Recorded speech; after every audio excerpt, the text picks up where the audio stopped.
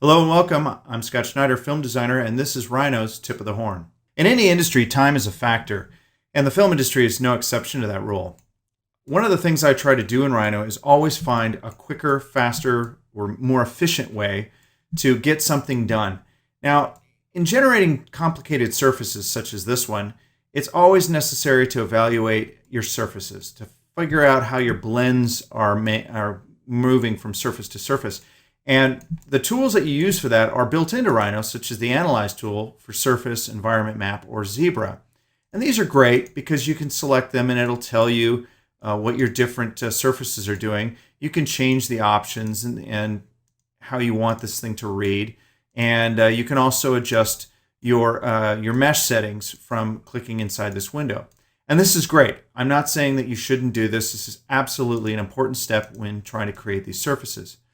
But when you're just moving on the fly and you're just cranking out different surfaces and really working on different ideations, and you just want to kind of generally make sure that your surfaces are looking good, well, I came up with a faster way of doing this, and it was by setting up my render modes. Now, your render modes, by default, Rhino comes with several render modes: wireframe, shaded, rendered shadows, and so forth. As you can see here, I have quite a few more. But I've gone back and I've created a couple of custom ones that allow me to evaluate the surface on the fly, so I'm not constantly going back and forth between the Analyze tools and the modeling process. I can just turn on a setting by going in here and selecting my true sphere, for example, and it shows me how my surfaces are working. You can see here, obviously, I've got a little bit of a break there, so that's why you're getting that break in the lines.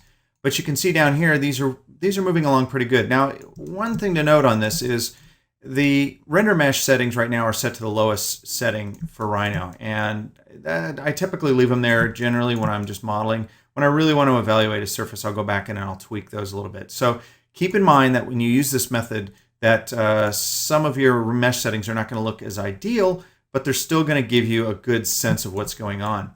One of the other render modes that I have created is called Chrome, which is similar to the Surface Environment Map. But instead of having to go up to Surface Environment Map and select a single object, I can simply just go to my render mode and select it. And now my object has all those same qualities, and it applies it to everything in the scene. Now that is one downside, is you're not analyzing one thing, you're looking at everything with that same finish. But this really does help because when you're in the modeling process and say you want to adjust something, you really have the ability to do so.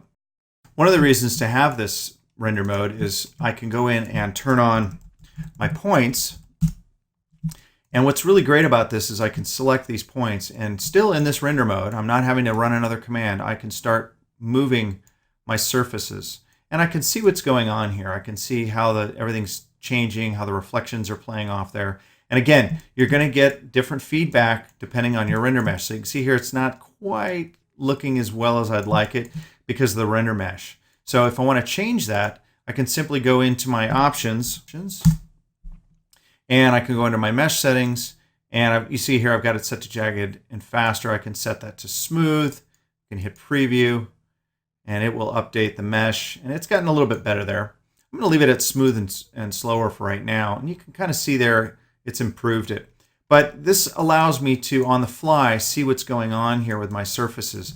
And if I say I wanted to weight those points, I can simply adjust that. But what's great about this is you can see the reflections changing as I'm modeling. And this is just a really, really fluid way of working. And I find that it really helps speed up my process when modeling. So I hope this helps. Enjoy, and we'll see you next time.